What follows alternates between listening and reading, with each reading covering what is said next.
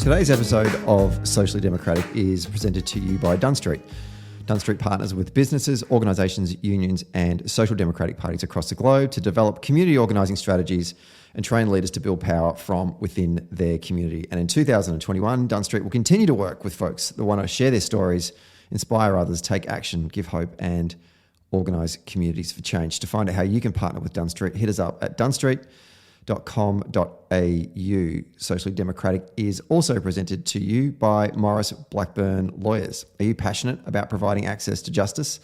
Maurice Blackburn, Australia's leading plaintiff law firm, is looking for a senior associate to join their TAC and work injuries team on a full-time permanent basis in either their Dandenong or Ringwood offices. You will use your legal, technical knowledge and expertise to drive for fair outcomes for Maurice Blackburn's clients. The role is obviously based in Melbourne, Victoria.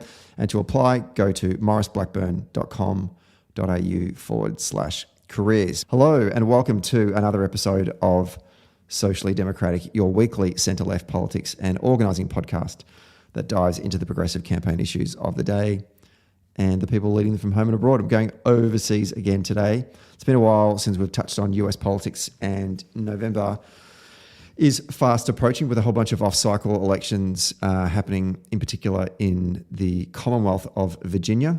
And Sam Schniedman, our resident Washington or US campaign and politics correspondent, and a native Virginian, although he's living in Brooklyn these days, will come on the show to give us a bit of an update about the goings-on with the upcoming elections in the US and talk a bit more broadly about US politics and all that kind of stuff. So look out for Sham in a moment.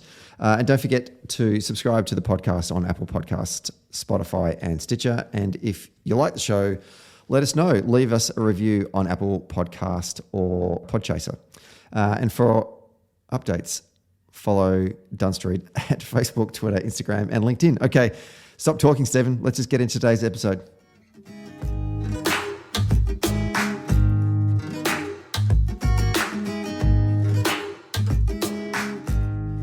Okay, we're taping this one on a Friday morning. Mudgeon Squelga,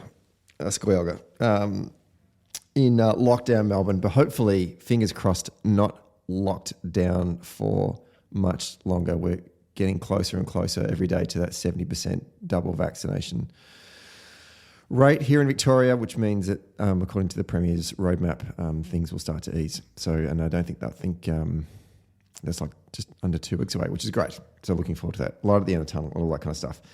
But we're going stateside today. I haven't spoke to my good buddy Sam Schniedman in a while. And US election fever. Well, I wouldn't know if you'd call it a fever because it's kind of like an off year. But anyway, there are elections happening. Too soon anyway. Yeah. It's an off year. But anyway, there's some elections coming up in early November, and it's mid-October now, and I just want to get Sam on to give us a bit of an update of what's going on over in the States. So, Sam Schniedman, welcome back to Socially Democratic. It's good to be here, Stephen. Nice to see you again. I'm glad to see that you don't look any crazier than when lockdown began. No. When people are worse for wear, you just, you're pretty consistent here. Oh, yeah, I'm like Glenn McGrath. I'm just bowling in that corridor of uncertainty every day. Just consistent. That's all I am. Mr. Consistent. Exactly. Never want too much variation in your life. Well, before we get into the podcast, Mazel Tov. Congratulations. Some big news in your own world there. What happened? Huh? What happened? Well, you tell us. Well, I got engaged, Stephen. You did. Can you believe it? No, I actually can't. I was surprised when I saw it on social media. I was like, oh my God. Okay. It's because of all the episodes of Socially Democratic I've been doing. That's it. That's it. Well, I'm up for any excuse to travel stateside. I'm actually up to any excuse to get out of Melbourne, really. So whenever you organise that wedding, I'll be there. Although I did say to you, I'd prefer a Cape Cod wedding, either side of a Red Sox homestand, just to do some stuff before and some stuff afterwards. We'll see what I can do. Yeah, I'll discuss it with the powers that be. indeed. Thank you so much. Let's turn to US politics. As I said just previously, there are a number of elections coming up. What are the races that we should be keeping an eye on come the first Tuesday in November this year? Well, yeah, so this is a bit of an off year. As you mentioned, in the US, our elections of note are basically every 2 years. Except after each presidential cycle, there are a few governor's races that are really worth watching. And the reason why is because it's sort of seen as the first poll test of how people are feeling about the current power structure and presidency in Washington. So the two states that have gubernatorial races open in 2021 are New Jersey and Virginia. This year, only Virginia is the one that is worth paying attention to at this point. In the past, these races have been all-consuming media affairs. This is when Chris Christie bursted onto the political scene. If you all remember him.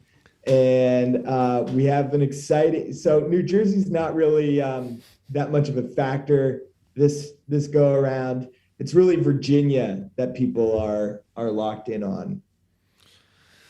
And there's a couple of races going on in Virginia. Is it the governor's race, but there's also the legislature is up for... Yes, the legislature is up, as well as some statewide races. So the attorney general, the lieutenant governor, things like that. Terry McAuliffe, former governor, former Democratic governor, I think he was the chairperson for the DNC for a period there as well. Yeah, exactly. Is running again. He's running again because there are term limits in Virginia in terms of the governor's house. You cannot hold successive terms as governor of Virginia, so you're only allowed one term at a time. Were you surprised that McAuliffe put his hand up again to run? No, I think McAuliffe in his mind wants to run for president, and so another successful tenure as governor of Virginia might help solidify that case, help him overcome his brand as a partisan warrior. And I think he's just a political animal and wanted to do it again.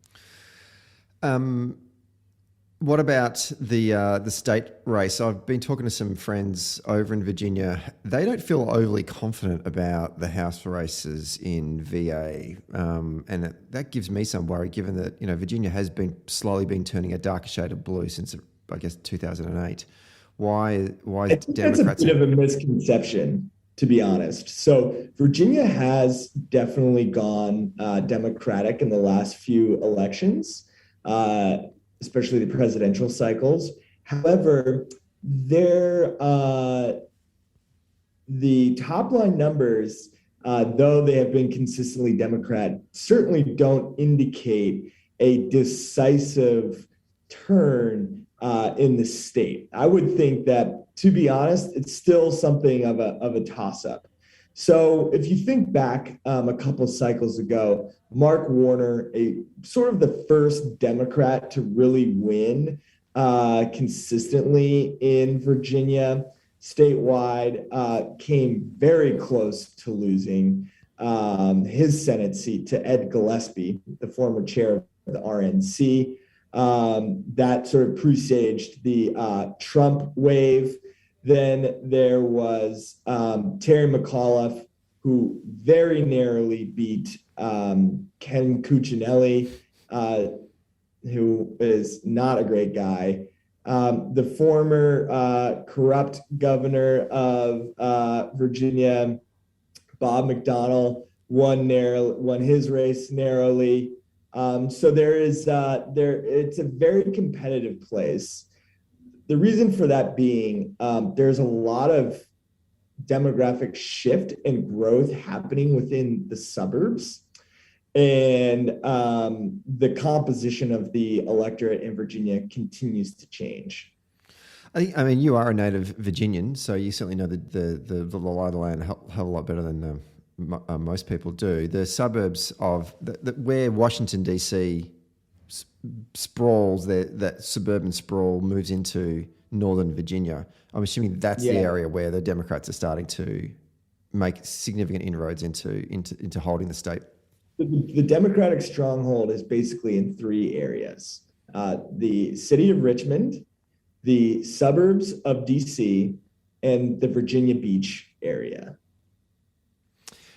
Hampton Roads, really. Yeah. Richmond is a beautiful city as well. If you ever go through there, I would always recommend going popping in Richmond. Actually, funny story. Speaking about Richmond, when we were there in 2016, we on the Aussies for Hillary, Let's Make America Australia Again campaign.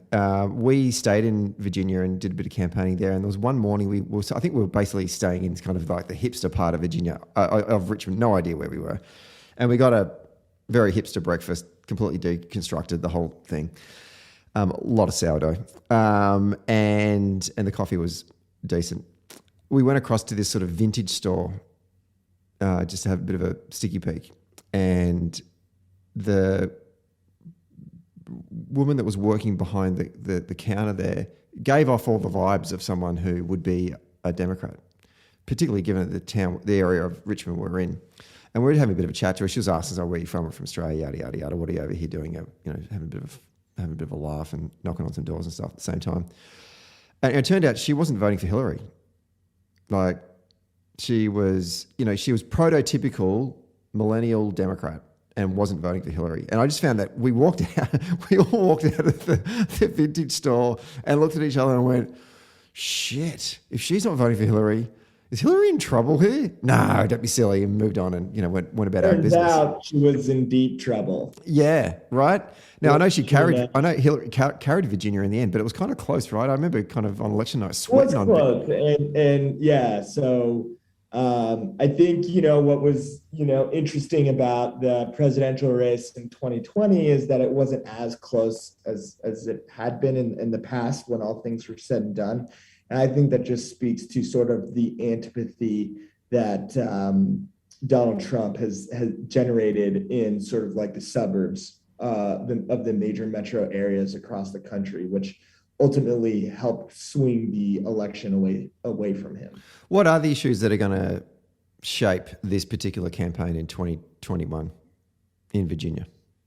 It's really interesting. I think the economy is front and center on everybody's minds, right? Even though life is sort of back to normal here in the US, COVID is definitely something that still hangs over all of us.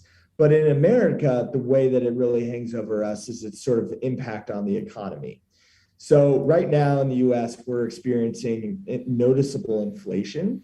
And a lot of that is attributed to supply chain disruptions that are caused, from around the world. COVID's a global disease, of course, that impacts a global economy, and that's driving up prices here in the US. And as we know, the economy is a very big driver of how people feel about their politicians in Washington. So if people are concerned about inflation, I think that is something to pay attention to. So weakness on the economy is one thing that is going to be an issue. Another is the status of the agenda for the Democrats in Congress. Right now, the Democrats are currently debating how to accomplish President Biden's social agenda, which is called the Build Back Better agenda, which covers all sorts of good stuff.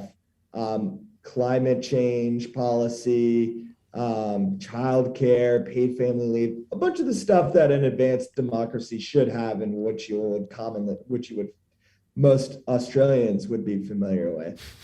And that's being held up by two senators on the Democrat side, Joe Manchin from West Virginia, and somewhat more inexplicably, Kyrsten Sinema of Arizona. At any rate, the status of the Democrats' agenda in Washington is another issue to pay attention to, because if Biden's not able to get this through, and that will just compound the negative news cycle that's attached to a soft economy that's defined by inflation and lackluster jobs reports. So I'd be paying attention to those. And then, I think voter motivation. Republicans are really motivated right now because they're entirely shut out of power at a federal level. They've been shut out of power in Virginia for quite some time in a meaningful way. They just lost control of the state legislature last year for the first time in years and years. And so I think that they're quite motivated to get out and vote. So I'd be thinking about three things right now. It's the status of the economy, the status of the Democrats' agenda in Congress, and voter motivation on a partisan level. I'm going to come back to the status of the Democrats' legislative agenda in Congress in a moment, but going to the third point about voter motivation, where are we seeing, is there unity in the Republican Party in Virginia? Is Trump, is there divisions that we can sort of, the Democrats can play on, or is there unity in the Republican Party that's to let's just get back in again, or is, there's sort of, the fact that Trump basically is sort of the de facto leader of their party in exile in Mar-a-Lago. How is that playing out in local politics for the Republicans in Virginia? Yeah, this is the first sort of clear test case that we're going to have about the Trump effect and how powerful it is. So the Democrats are trying really hard to tie the Republican candidate, who is this business magnate named Glenn Youngkin, to Trump.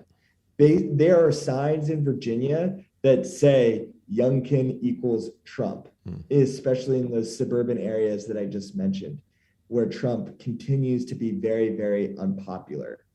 Now, Youngkin has really not done a stellar job as a candidate.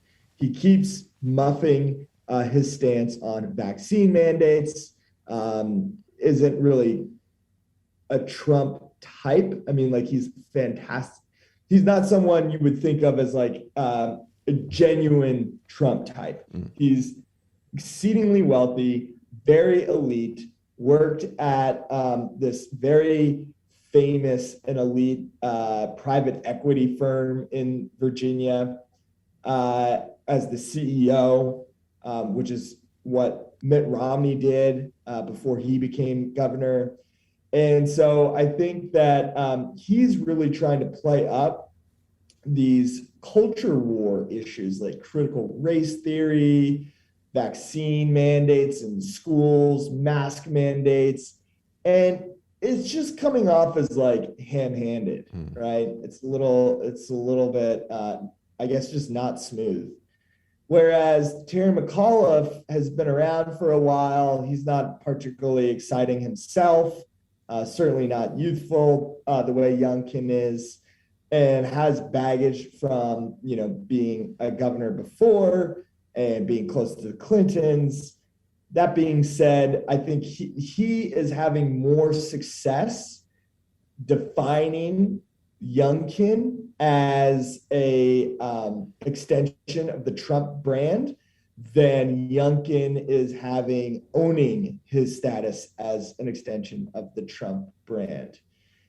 However, McAuliffe is being held back by the things that I mentioned earlier, which are softness in the economy and the status of the Democrats' agenda in Washington, and just more fervor on the Republican side to turn out and vote. Mask mandates and vaccine mandates. How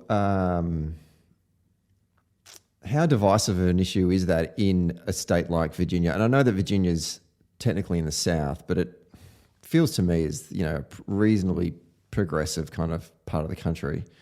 Well, I mean, I think that this sort of gets into, there's reality, and then there's the media reality, right? And so it's sort of similar to the issue of guns in the US in the sense that 90% of people in the US support universal background checks, but we can't get any gun laws through Congress. And then all of a sudden it's a divisive, polarizing issue.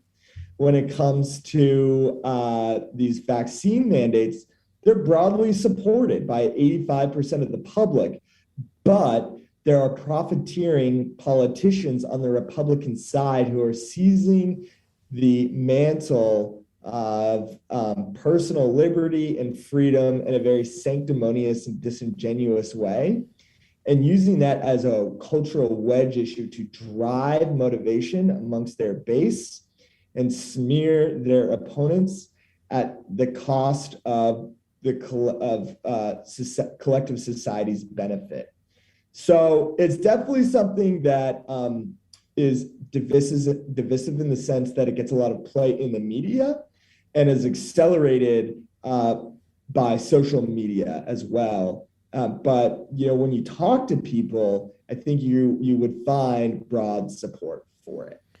Everything you just said there, you could replace the Republican Party with Kyrie Irving. With what? With Kyrie Irving. Yeah. I mean, that's a weird thing, isn't it? Without just not wanting to go down a rabbit burrow, but I mean, just the fact. He also believes the Earth is flat. So yeah, I know. I'm so glad that the Celtics cut him loose, because it's just you can just see all these problems. It's just interesting actually to see that the fact that the New York State or New York City has said vaccine mandates. You can't come to work unless you've got a vaccine. For NBA players, he hasn't said whether he has or hasn't got a vaccine or been vaccinated, but is making this big thing saying, no, in fact, no, wait, it's the New York Nets, his basketball team, the Brooklyn Nets, that have said to him, no, you can't front up unless you get vaccinated. Yeah. I just wonder, when I'm reading that, I know this is elite athletes we're talking about here, so it's not real folk, but give us a sense of what the attitude is amongst the community to mandated vaccinations in workplaces, because there's a debate that's now starting to be thrown up here in Australia as well. And I'm keen to get an insight from you about it in the US. I think it depends on a lot of things, what type of work you're in, right? Whether you're a white collar or a blue collar traditionally worker, that tends to impact your, how you'd feel about it, or correlate with how you'd feel about it. Depends on where in the US you are. There are certain regions that are more amenable to these types of policies than others. I think, again, broadly speaking, what my personal experience tells me is that by and large, people do support these. And if they don't, they'll begrudgingly go along with it. And that's because everybody sort of realizes that the way to live a normal life is by being vaccinated. That's the only way we're going to have a semblance of a normal life. In the US, we're still having, 50,000 cases of COVID a day and thousands of deaths per day, full ICUs in certain places. It's not a good situation. And a lot of that is because we've sort of hit a ceiling on people who are willing to be vaccinated. And what we've seen is that these employer mandates have been very effective. United Airlines was able to get 50% of their unvaccinated workforce vaccinated within 3 weeks after they announced it. So it's definitely helping to move things in the right direction. I think employers also have a regulatory or litigious incentive to require their employees be vaccinated. Because if you're not offering a healthy workplace, then who's going to want to come to work? And if they catch COVID at work, can they sue you? And it's also, depends on if you're a white collar worker or a blue collar worker. Ironically, white collar workers in the office tend to have more flexibility about whether they come back to work or stay at home, yet tend to be some of the ones who are most invested or supportive rather of a vaccine mandate. So that's sort of where we are right now with that. Let's turn to the to Congress and some of the things that you lifted up in your remarks earlier. The Biden administration is obviously trying to get a whole swag of legislation through the House and the Senate, and you've named two senators in particular, Sinema and Manchin, both Democrats. One from Sinema's from Arizona, is she, and Manchin's from West Virginia. He's from Arizona. Yeah. There's it's not moving through. Why is go into a bit more detail as to why Congress is suffering some legislative constipation, so to speak? Ooh, yeah, that's certainly the word for it. So there are basically there's two bills before Congress right now that the Democrats and President Biden really want to get through. There is a $1.something trillion bill focused entirely on physical infrastructure. This is an update, a much decades-long needed update to America's bridges, roads, rail systems, airports, ports, but also includes, things like broadband in rural areas, an upgrade to our cellular network, all this type of stuff. So that was negotiated on a bipartisan basis, principally in the Senate. And that was like pulling teeth, but they got there. The Senate voted for it, and then it went before the House, and the House was meant to vote on it. But the Progressive Caucus in the House said, hold on, we're not voting for this bipartisan infrastructure bill unless we get some movement on some of our priorities, which are things like climate change, universal free community college, paid family leave, universal child care, things like that. But those things are not in this bill, are they? They are not in the infrastructure bill. They're in the second bill that's called this Build Back Better agenda. Yep. And so Nancy Pelosi said, fine, I'll cut you a deal. We will try and move them together at the same time and have a vote in the House at the same time on both. Problem there was that some moderate, more conservative members of the Democratic Party said that they would not support, in its current formulation, this Build Back Better agenda. And so the progressives said, well, fine, if you don't support it, we aren't going to support your infrastructure bill. It's mutually assured destruction.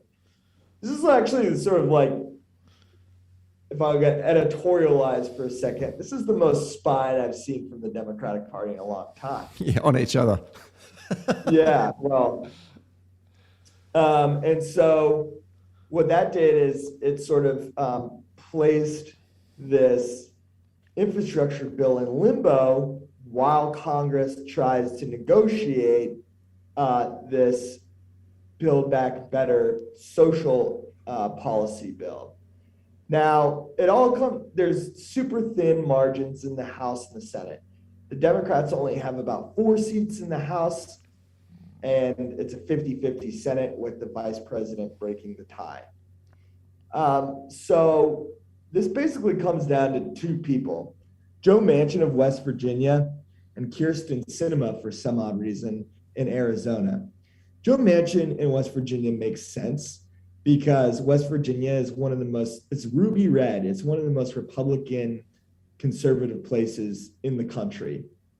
And Joe Manchin somehow happens to be a Democrat that represents the state, although he very much has the proclivities of someone from a conservative state who is a Democrat, especially one that has, that's sort of like the epicenter of the coal industry, which is kind of at odds with a lot of progress on climate change.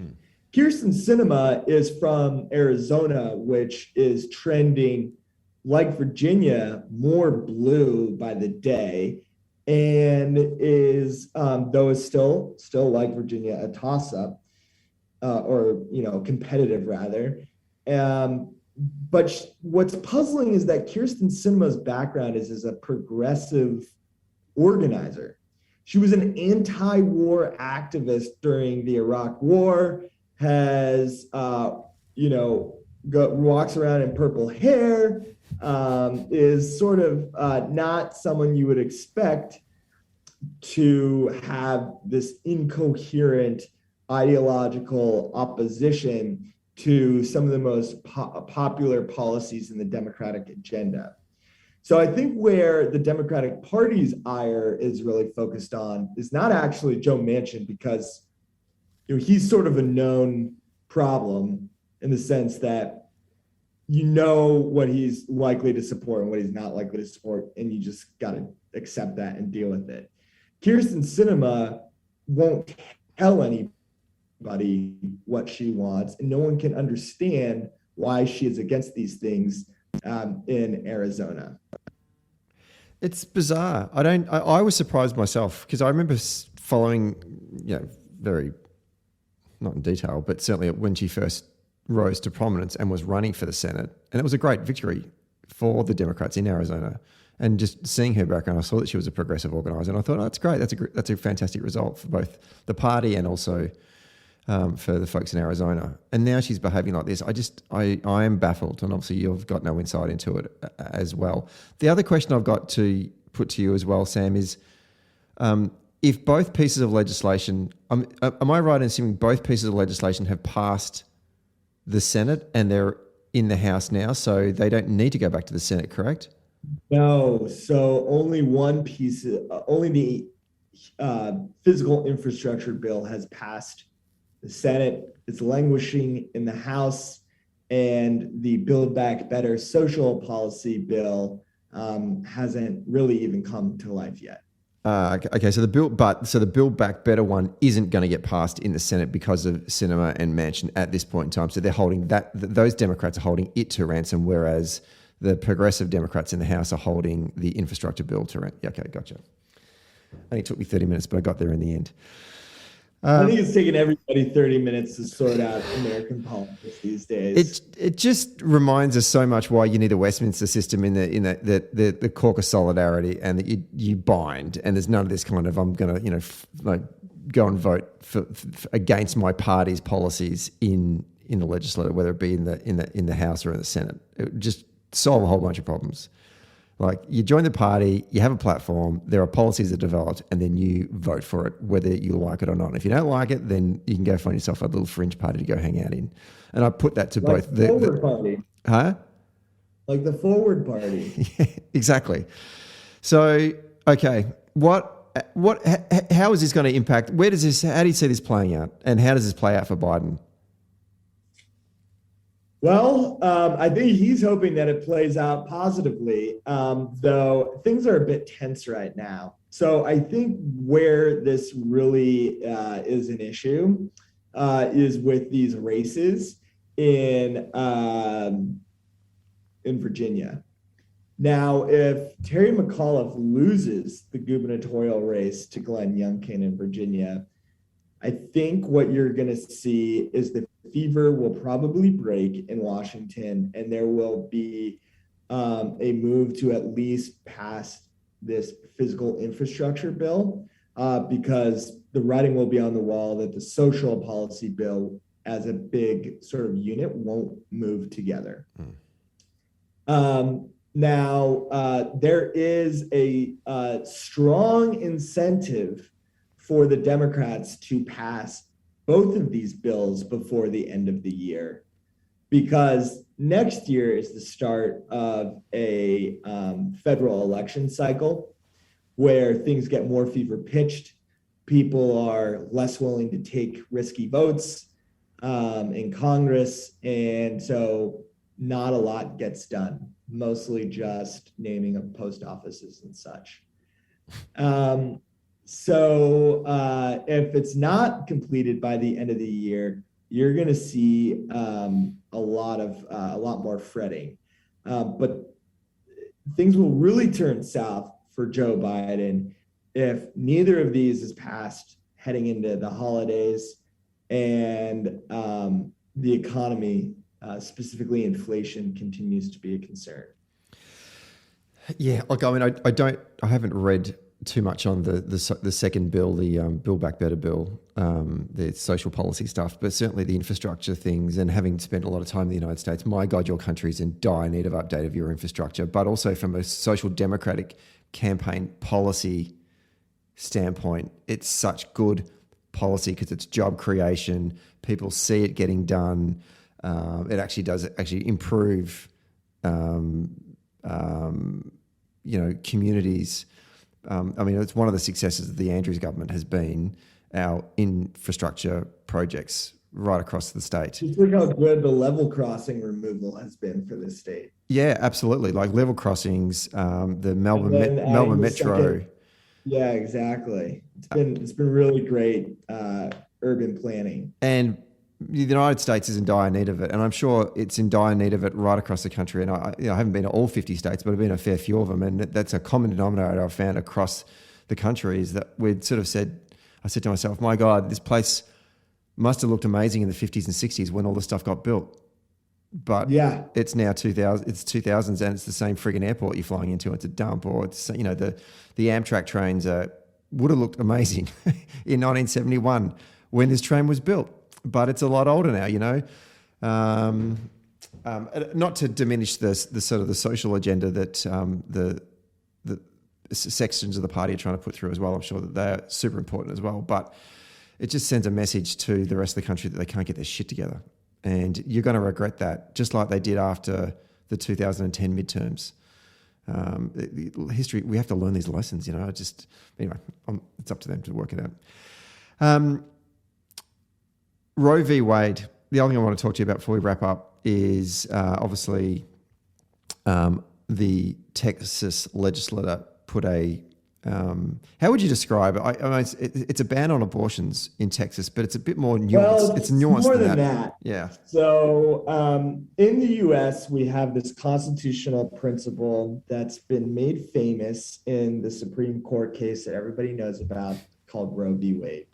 And the constitutional principle says that you have a right to an abortion, the constitutionally protected right to an abortion, as long as the fetus is before viability, which is sort of the consensus is around like 22 weeks or whatever.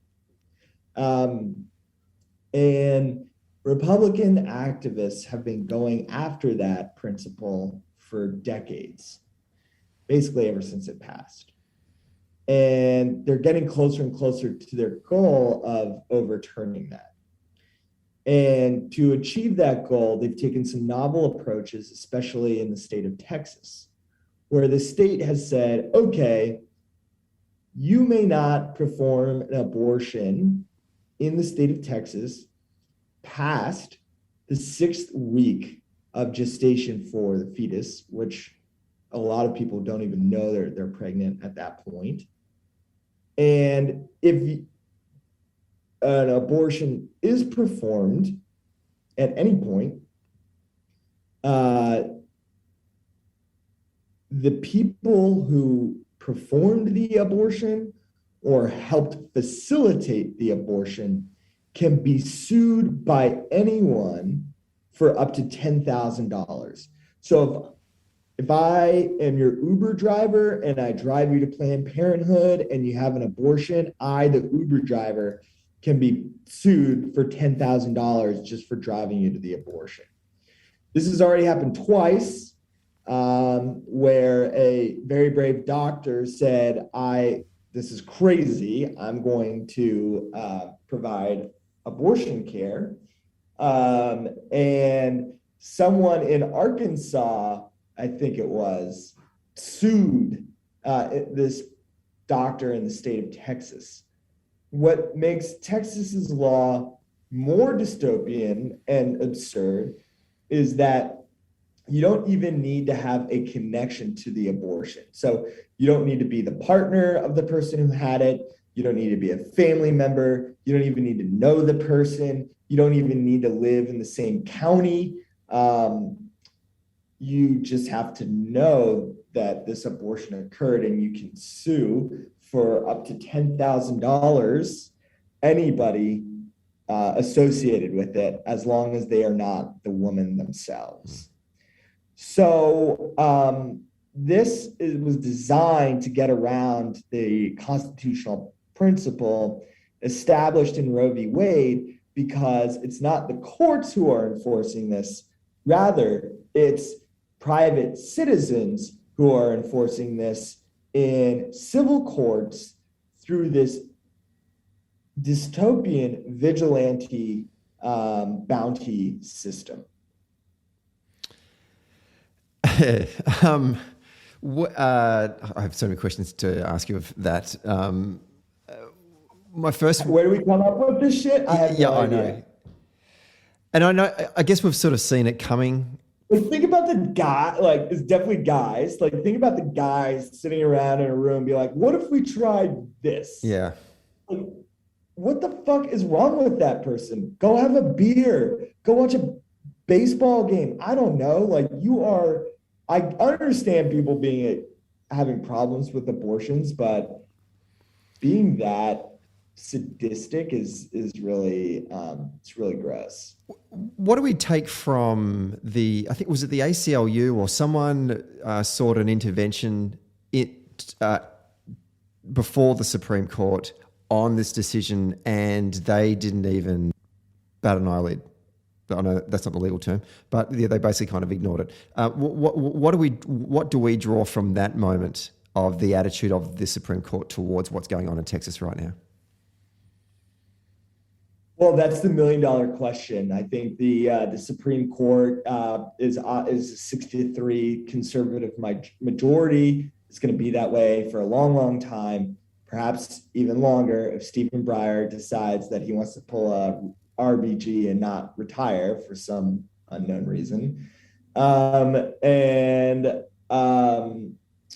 think everybody is steeling themselves for the likelihood that the Supreme Court will overturn Roe v. Wade within the next 6 to 9 months.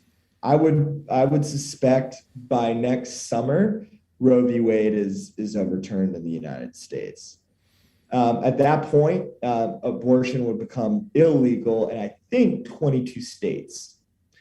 What are we supposed to make of it that the Supreme Court didn't issue an injunction and instead allowed this law to take place, to go into effect while it worked its way through the appeals court system? I think that just adds credibility to my claim that we're likely to be without Roe v. Wade in a year's time. Clearly the court is sympathetic to the cause, even if they aren't sympathetic to the law itself. I was reading an article in the Boston Globe the other week that cited a Supreme Court case in the 1970s. I don't know if you read this, about, the bar Grendel's Den in Cambridge, in Harvard Square. It is actually if you're ever up in Cambridge, it's a great little bar. It's like downstairs in is it Brattle Square or whatever, one of the squares in Cambridge there. Beautiful little sort of tucked away bar. Originally I think it was just a restaurant, and then they applied for a liquor license in the early 70s or maybe late 60s, and there was a church, like a Presbyterian or a Methodist church, just across the road from Grendel's Den, and they objected to the liquor license. Grendel's Den took it all the way to the Supreme Court to say that because there was, I don't know what they were challenging there, but the church was basically saying, even though it doesn't impact on us in any way, shape or form, we don't want you to have a liquor license. We just don't want you to have a liquor license, period, because we don't like liquor. They took it to the Supreme Court and they won. And there's an argument there that this precedent can be used to shoot down the Texas law because of people don't have a right to interfere in the activities of individual citizens or organisations. So therefore, there's no, that you were talking before about that, people can sue. Someone, vigilantes. Yeah, exactly. And that this Grendel's Den case may be the hope here to knock out the. Well, I think if we're hinging our hopes on a dive bar the way countless others have before us, we're in a bad place. Yes, true. Anyway, I'm a glass half full kind of guy, Sam. I'm just looking for I'm looking for a crease that I can run through. I think your glimmers of hope are going to come closer to home these days with the fact that your lockdown is ending soon. Yeah, indeed. Look, before we wrap, I do want to talk about sport. So, and I deliberately left it to the end of the podcast so everyone could, those who don't want to talk about, hear me talk about baseball. I just need to talk about it because of my Red Sox. If you could look at my WhatsApp chat, there's a baseball group chat and my Boston sports WhatsApp group chat, which is mostly Australians on it. In the final weeks of the regular season, it was just I was swinging from depression to hope back and forth between every game. At one point there, I said, just end it, just stop it. Don't play the rest of the games. I don't even want us to make the wild card. Just put us out of our misery. I'm sick of it. This is after we lost to Baltimore, I think, or we got swept by the Yankees at Fenway. I was like, just stop it all. This is giving me the shits. I don't want the season to end. And then we go to Washington DC and we play your beloved Nats. Need to win all 3 games. Not that you got a great side right now, but even then we did just lose 2 games to the Orioles. And I was thinking, I was like, just lose the first game, because if we lose the first game, that's it, we're done. Because then, the Yankees and the Blue Jays will make the wild card game. But of course they don't. They win that game, and then they win the next game, and then it comes down to the final game, which was a pretty. I think Chris Sale was rushed the Yankees. Yeah, Chris Sale was pitching for us in that final game, and he got knocked out of the game in the first 2 innings. I was like, oh my God, we're going to fall at the final game 162. We don't. We play the Yankees. We crushed the Yankees, which love that. And I was glad we got New York. I didn't want to get Toronto because I didn't think we'd get around Toronto, but I thought we could beat the Yankees at Fenway. We do that, and then we come up against the AL division champions and the American League champions, divisional champions, the 100-game win, Tampa Bay Rays, 5-game series in the ALDS. Do not think we're going to... I said, well, we might jag 1 game, that'll be about it. Next minute... beat those guys 3-1, and now we're in the ALCS against the Houston Astros. And then the other one, it's going to be the Braves versus either the Dodgers or Giants. They're playing today. So, how about those Red Sox, Sam? Well, yeah, I mean, I think they'll probably take the Astros. Really? Yeah. I don't know. The Astros kind of spanked the White Sox, but I don't know, man. The Red Sox, they've got some energy going. The game that I want to see is tonight, which I'm trying to go watch. That's the Giants Dodgers. That has been a good series. That'll be a good game tonight. Yeah, and I mean, for that to go, every other game in the divisional series across both leagues finished up 3-1. This is the only one that's going the full 5 game, and it kind of you felt like that was on the cards, right? Like it's the two best teams in baseball, bitter rivals. How can you not love that? Yeah, and they'd been close all season. They'd basically been neck and neck all season. And a good buddy of mine is a massive Padres fan, and he kind of thought this was their year. Little did he, and he thought that he would be in a sort of a knife fight with the Dodgers to see who could win the division, then they'll get the wild card spot. No one saw the Giants coming. I didn't see. Out of nowhere. And this last game is obviously it's in San Francisco, isn't it? Yeah, it is. Yeah, because they got yep. Yeah, huge game. And then they'll come up against whoever wins that will play the Braves, and I think they'll just sweep the Braves. I don't think the Braves are that great.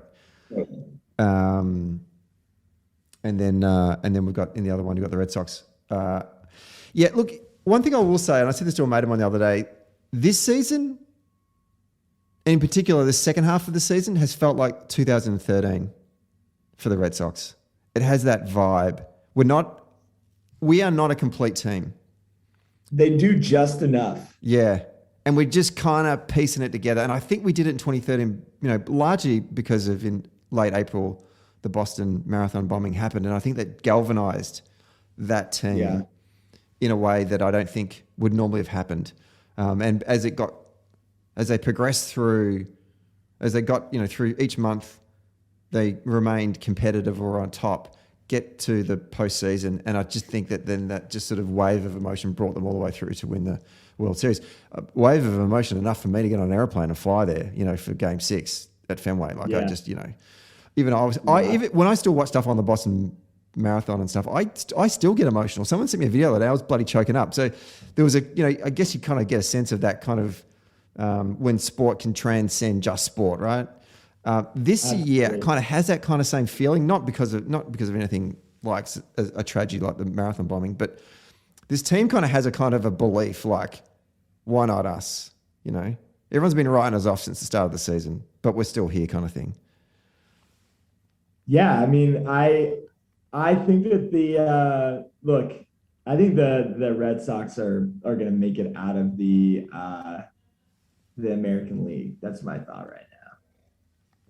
And then who have you got coming out of? Not that we know. First of all, who do you think is going to win tonight between the Dodgers and Giants? I'm hoping for the Giants. They got Logan Webb on the mound. Used to live in San Francisco. I got to go for the Giants. That's true, actually. That was your hometown there for a wee bit. Yeah.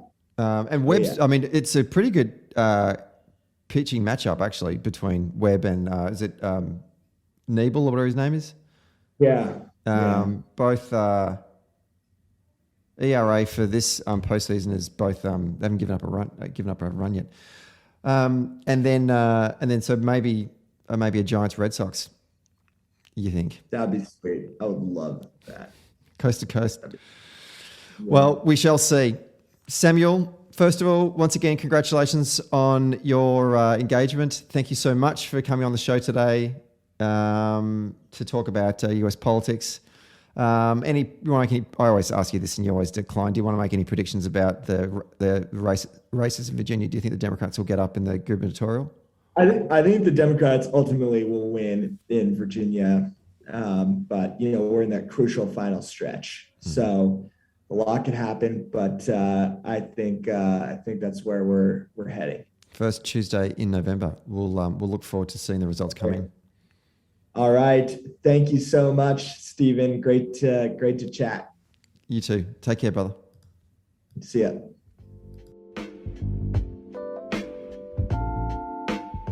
Thanks for listening to Socially Democratic. Did you like the podcast? Hit the follow or subscribe button and be sure to leave a review on Apple Podcast or Podchaser. And to get all the latest on Socially Democratic, follow Dunn Street on Facebook, Instagram, Twitter, and LinkedIn. And we'll see you next Friday.